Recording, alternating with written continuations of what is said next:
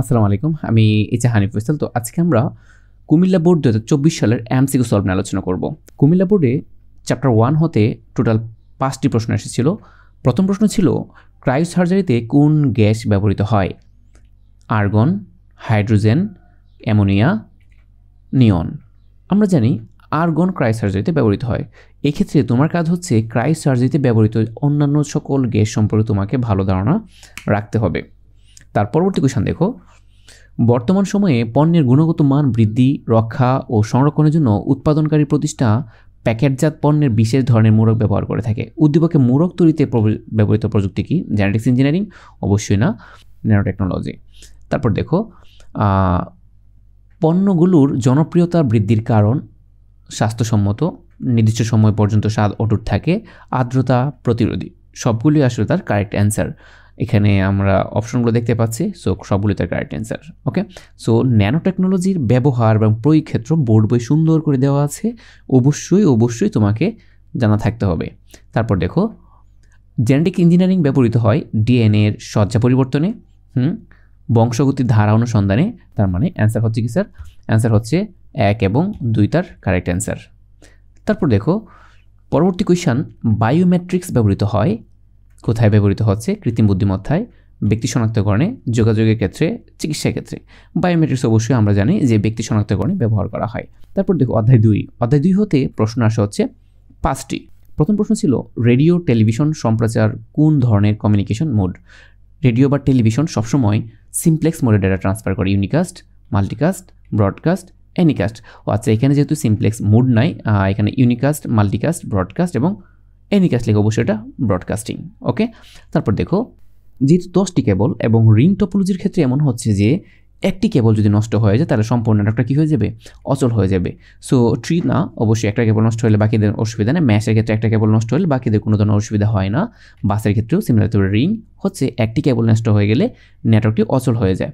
তো এই ক্ষেত্রে একটা বিষয় বলে রাখি তোমাকে, এই যে ট্রি টপোলজি, তারপর হচ্ছে যে ম্যাশ টপোলজি, তারপর হচ্ছে বাস টপোলজি, প্রত্যেকটা সুবিধা অসুবিধা খুব ভালো করেই মাথায় রাখতে হবে। এই বিষয়ে আমাদের ডিটেইলস আলোচনা করা আছে টপোলজি বিষয়ে। ওকে, সো এটা হচ্ছে রিং তার কারেক্ট অ্যান্সার।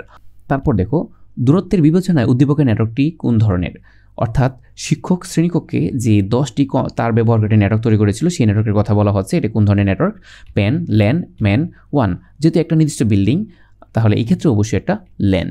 ওকে, তারপর দেখো, প্যান হচ্ছে পার্সোনাল এরিয়া, জাস্ট একটা ব্যক্তিগত ইউজ। ল্যান হচ্ছে কয়েকটা কম্পিউটার কয়েকজন ইউজ করবে। ম্যান হচ্ছে এটা মেট্রোপলিটন এরিয়া নেটওয়ার্ক, অর্থাৎ একটা শহর হতে পারে। আর ওয়ান হচ্ছে একটা দেশ, কয়েকটা দেশ মিলে ওয়ান। সো এখানে হচ্ছে ওয়াইড এরিয়া নেটওয়ার্ক হচ্ছে সবচেয়ে বিস্তৃত একটা নেটওয়ার্ক। তারপর দেখো, পরবর্তী কোয়েশ্চন ছিল ব্লুটুথ নেটওয়ার্কের অপর নাম কি? আমরা জানি ব্লুটুথের অপর নাম হচ্ছে থিকনেট, থিননেট, পিকোনেট। অবশ্যই ব্লুটুথের অপর নাম হচ্ছে পিকোনেট। অনেক সময় পরীক্ষায় প্রশ্ন আসে যে পিকোনেট কি, ব্লুটুথকে পিকোনেট বলে, এটি তার কারেক্ট অ্যান্সার। তারপর দেখো, কোন নেটওয়ার্ক টপোলজিতে সবচেয়ে বেশি কেবল ব্যবহৃত হয়? আমরা জানি ম্যাশ। এখানে কি আছে দেখো, স্টার এবং ম্যাশ। ম্যাশ টপোলজিতে সবচেয়ে বেশি তার ব্যবহৃত হয়। কারণটা কি স্যার? কারণ এখানে প্রত্যেকটা কম্পিউটারের সাথে প্রত্যেকটা কম্পিউটারের সরাসরি সংযোগ থাকে। তারপর দেখো অধ্যায় 3 হতে 6টি কোয়েশ্চেন আসে। এটা হবে গাণিতিক যোগ। হ্যাঁ, মানে এখানে যোগ বলতে একটা নির্দিষ্ট পিরিয়ড, এই যোগ নয়। ওকে, এখানে হবে আসলে আমাদের এই যোগ আর কি, যে অর্থাৎ বুলিয়ান যোগের জন্য এই যোগের কথা বলা হচ্ছে এখানে।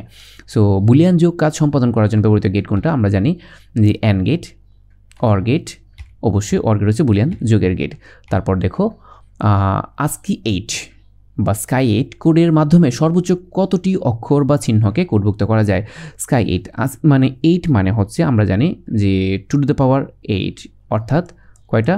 256টি হবে তার কারেক্ট অ্যান্সার। দেখো কি লেখা আছে, 16, 128, 256, তাহলে 256 তার কারেক্ট অ্যান্সার।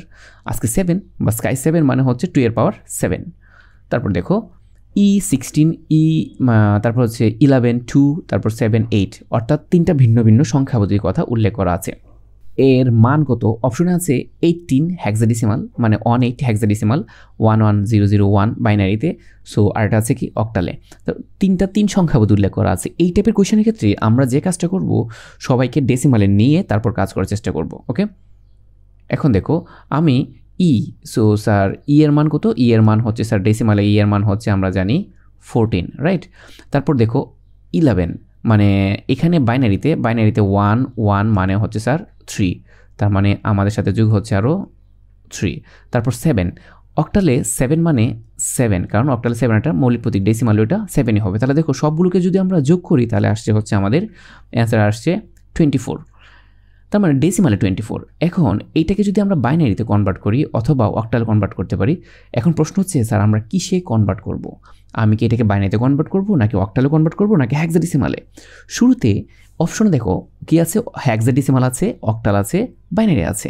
তুমি অবশ্যই এটাকে প্রথমে বাইনারিতে কনভার্ট করে নিবে। তাহলে 1 আমরা যদি বাইনারিতে কনভার্ট করি স্যার তাহলে কি আসছে দেখো, আসছে স্যার 1 2 4 8 16, আর যাচ্ছে না। সো 16 আর 8 কত হয় 24, এটাও লাগে নাই, এটাও লাগে নাই, এটাও লাগে নাই। এখন দেখো কেন আমি বাইনারিতে নিলাম স্যার, কেন আমি সরাসরি অক্টালে যাই নাই? কারণটা হচ্ছে বাইনারি থেকে অক্টাল কিংবা হেক্সাডেসিমালে রূপান্তর করা খুব ইজি। সো কোন স্টুডেন্ট যদি এটাকে বাইনারিতে কনভার্ট করে তারপর অক্টাল বা হেক্সাডেসিমালে চেক করে তাহলে সে যত সময় পারবে তার চেয়ে কয়েক গুণ বেশি সময় লাগবে যদি কেউ এটা অক্টাল বা হেক্সাডেসিমালে কনভার্ট করে কাজ করে। ওকে, তাহলে দেখো আমরা বাইনারিতে নিলাম, বাইনারি কি মিলছে? বাইনারি মিলে নাই। তার মানে হচ্ছে তার সাথে আমরা কি করব, এটাকে আমরা 3 ঘর করে প্যাকেট করলে আমরা কি পাবো স্যার? 3 ঘর করে প্যাকেট করলে পাবো হচ্ছে অক্টাল। তার মানে এখানে হচ্ছে স্যার 3 আর এটা হচ্ছে কত 0, তাহলে 30 আছে, হ্যাঁ 30, তার মানে একটা অ্যান্সার পেলাম অক্টালে 30। এটা কি স্যার? এটা ওকে। তারপর তুমি 4টা করে প্যাকেট করো, অর্থাৎ তুমি যদি এই যে 4টা তুমি ধরো, এই 4টাকে যদি তুমি ধরো তাহলে হচ্ছে যে এখানে পাবো হচ্ছে 1, এটা আলাদা থাকতেছে, এটা হচ্ছে স্যার 1, আর এখানে থাকতেছে 1 2 4 8, অর্থাৎ 18। তাহলে একটা হচ্ছে স্যার 18 ইন হেক্সাডেসিমাল, হেক্সাডেসিমালে হচ্ছে 18 আর অক্টাল হচ্ছে 30। দেখো আমাদের অপশন হচ্ছে স্যার এখানে এইটা ঠিক আছে এবং কি এইটাও ঠিক আছে, এবং বাইনারি যেটা আছে এটা কি ঠিক নেই। তাহলে অ্যান্সার হচ্ছে স্যার 1 এবং 3 তার কারেক্ট অ্যান্সার। এইভাবে বুঝে শুনে করতে হবে। আমি কিন্তু আবার বলছি, অপশনে দেখবা কী কী সংখ্যাবোধী কথা উল্লেখ করা আছে। অপশনে যেহেতু বাইনারি, অক্টাল এবং হেক্সাডেসিমাল, তার মানে সবাইকে ডেসিমালে নিয়ে তারপর বাইনারি চেক করে তারপর ওই বাইনারিটাকে অক্টাল বা হেক্সাডেসিমাল কনভার্ট করে নিলে তোমার জন্য সুবিধা হবে। তারপর দেখো ন্যান্ড গেটের আউটপুটকে নট গেটের মধ্য দিয়ে প্রবেশ করালে, ভালো করে দেখো এই টাইপে কী বলা হচ্ছে। এখানে বলা হচ্ছে ন্যান্ড গেটের আউটপুট, ধরো যে আমি একটা ন্যান্ড গেট আঁকলাম স্যার, এটা একটা ন্যান্ড গেট, ওকে। এটা যদি ন্যান্ড গেট হয় এবং এটা যদি এ এবং এখানে যদি বি হয় তাহলে এখানে আসছে sir A B whole not. এর আউটপুটকে একটা নট গেট দিয়ে চালনা করবে। তার মানে আমি এখানে যদি আরেকটা নট গেট সংযুক্ত করি স্যার তাহলে কী দাঁড়াচ্ছে দেখো, তাহলে হচ্ছে sir A B double not. আর A B double not sir, A B double not মানে হচ্ছে কি স্যার এ বি এবং যা কি গেট একটা অ্যান্ড গেট। প্রশ্ন হচ্ছে ন্যান্ড গেটের আউটপুটকে নট গেট দিয়ে চালনা করলে কি হবে? অবশ্যই অ্যান্ড গেট পাওয়া যাবে। সহজ বিষয় হচ্ছে দেখো, আরও সহজভাবে যদি তোমাকে বলতে চাই, এই ন্যান্ড এটাকে যদি এন জাতীয় কারোর মধ্যে চালনা করা তাহলে এনটা বাদ যাবে, এনে এনে কাট, সহজ হিসাব। ওকে, এমন অনেক শর্টকাট ট্রিক্স আছে। সো শর্টকাট না করে আমরা আসলে একটু ডিটেলস বুঝে শুনে যদি পড়ি তাহলে হচ্ছে আমাদের এমসিকিউতে অ্যান্সার করাটা অনেক সহজ হবে। তাহলে অ্যান্সার হচ্ছে কি স্যার অ্যান্ড গেট। আমি এভাবে প্র্যাকটিক্যালি বুঝিয়ে দিচ্ছি তোমাকে যেন তুমি সহজেই বুঝতে পারো।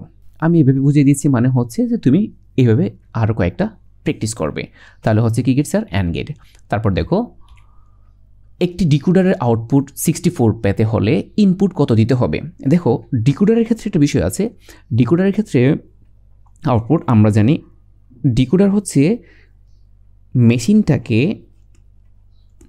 মেশিন কোডটাকে সে কী করবে? মানুষের ভাষায় রূপান্তর করবে। ওকে, তাহলে মেশিন হচ্ছে স্যার এন এবং ডিকোডার সংকেত হচ্ছে কি এখানে আউটপুট হবে কি sir 2 to the power N. এখন প্রশ্নই আছে যে আউটপুট হচ্ছে 64, অর্থাৎ এইটা সমান হচ্ছে কত স্যার? অর্থাৎ 2 টু দ্য পাওয়ার এন মানে হচ্ছে কত স্যার 64।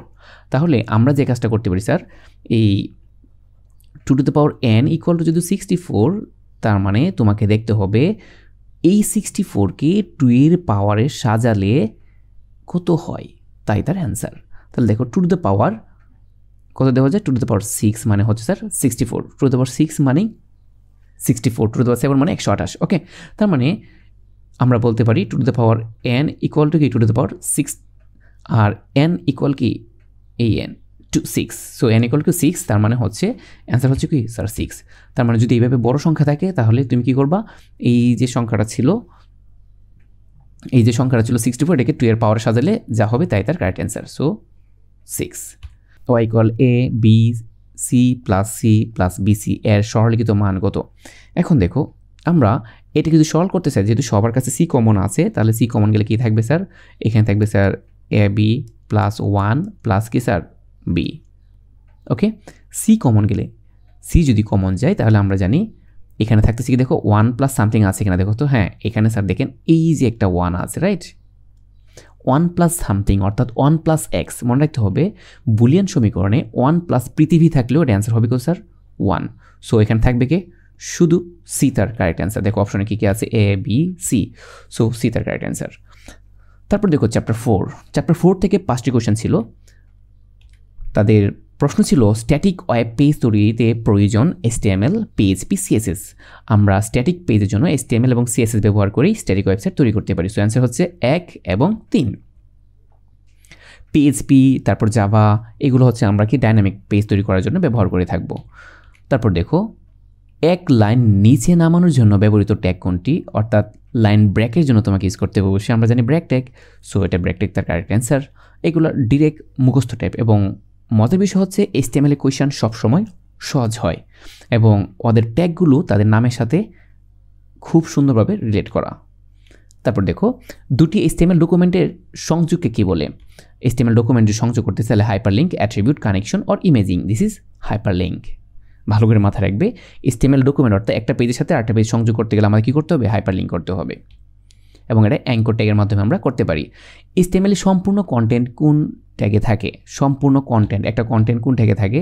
টাইটেল ট্যাগে, HTML, body or head? HTML সম্পূর্ণ কন্টেন্ট, HTML যা যা আছে তারা সবগুলো কার ভেতর থাকে? অবশ্যই HTML ট্যাগ দিয়ে শুরু করতে হয় এবং HTML ট্যাগ দিয়েই HTML কোড শেষ করতে হয়। তার মানে কি HTML ভেতরে থাকে। ওকে, তারপর দেখো ওয়েবসাইটকে নির্দিষ্ট কোনো সার্ভারে স্থাপন করাকে কি বলে? অবশ্যই hosting, web document, web design, domain name registration অথবা ওয়েব হোস্টিং। ডোমেন নেম হচ্ছে ওয়েবসাইটের অদ্বিতীয় নামকে ডোমেন নেম রেজিস্ট্রেশন, আর ওয়েব হোস্টিং হচ্ছে আমাদের সাইটটি বা আমাদের কোডটি যে সার্ভারে রাখা হবে ওটা হচ্ছে ওয়েব হোস্টিং। তারপর দেখো চ্যাপ্টার 5। চ্যাপ্টার 5 থেকে 4টি কোয়েশ্চেন ছিল। প্রথম প্রশ্ন ছিল প্রোগ্রামের ভুল ত্রুটি খুঁজে বের করে তা সংশোধনের করার প্রক্রিয়াকে বলে? সংশোধন করা, দেখো ভুল খুঁজে বের করা। আমি তোমাকে এখানে একটা মজার বিষয় বলে রাখি, এটা হচ্ছে ডিবাগিং। সো এখানে মনে রাখতে হবে বাগ, একটা শব্দ আছে বাগ, বাগ অর্থ হচ্ছে স্যার ভুল, আর আরেকটা শব্দ আছে স্যার ডিবাগ,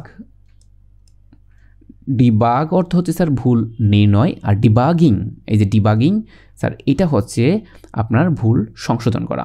পরীক্ষা কিন্তু এটা খুব গুরুত্বপূর্ণ। তারপর দেখো সি ভাষায় সমজাতীয় ডেটা সংরক্ষণ করে কোনটি? আমরা জানি সমজাতীয় চলককে অ্যারে বলা হয়, ফাংশন, অ্যারে, পয়েন্টার, অবশ্যই অ্যারে। তারপর দেখো সি প্রোগ্রামের ডেটা আউটপুটের জন্য ব্যবহৃত ফাংশন কোনটি? ডেটা আউটপুটের জন্য প্রিন্টএফ, স্ক্যানএফ, ফ্লট এফ, গেটস। আমরা জানি প্রিন্টএফ হচ্ছে আউটপুট ফাংশন এবং স্ক্যানএফ হচ্ছে ইনপুট ফাংশন। কোনটি লজিক্যাল অপারেটর? দেখো not equal, double equal, less than or equal, এগুলো রিলেশনাল অপারেটর। এখন দেখো এই যে লজিক, এই যে অর সিম্বলটা হচ্ছে এটা হচ্ছে লজিক্যাল অপারেটর। তার পরবর্তী কোয়েশ্চেন ছিল 4 i equal 1, i less than equals 9, i plus equal 2, printf %di কোনটি উপরের স্টেটমেন্টের ফলাফল? এখন দেখো এই টাইপের যদি কোয়েশ্চেন থাকে আমি তোমাদের বারবার একটা কথা বলবো, তা হচ্ছে যে ফর লুপটাকে তুমি ভালো করে ধরবে, এই ফর লুপটাকে। হ্যাঁ দেখো এই যে ফর লুপটা দেওয়া আছে, তারপর আইকে প্রিন্ট করতে বলা আছে। ওকে, ফর লুপটা দেখো, তুমি প্রথমে দেখবা যে কত থেকে শুরু হচ্ছে স্যার, কত থেকে শুরু হচ্ছে স্যার? 1 থেকে শুরু হচ্ছে স্যার, কত করে বাড়বে স্যার? 2 করে বাড়বে, তার মানে 1।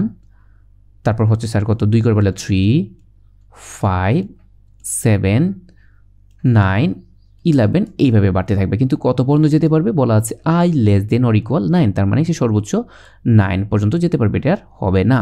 তাহলে এটা হচ্ছে তার স্টেটমেন্টের কি ফলাফল 13579। তাহলে দেখো অপশন কি আছে 13487, তারপর সব কিছু আছে 13579। আমরা অলরেডি অ্যান্সার দেখতে পাচ্ছি 13579। আমি যেভাবে লুপটা তোমাকে বুঝিয়েছি তুমি অবশ্যই চেষ্টা করবে এইভাবেই লুপগুলোকে সলভ করার জন্য। আশা করি কুমিল্লা বোর্ডের 24-এর এমসিকিউ নিয়ে তোমার কোথাও কোনো সমস্যা নেই। সো দেখা হচ্ছে পরবর্তী কোনো ভিডিওতে। সে পর্যন্ত ভালো থাকো, সুস্থ থাকো। আল্লাহ হাফেজ।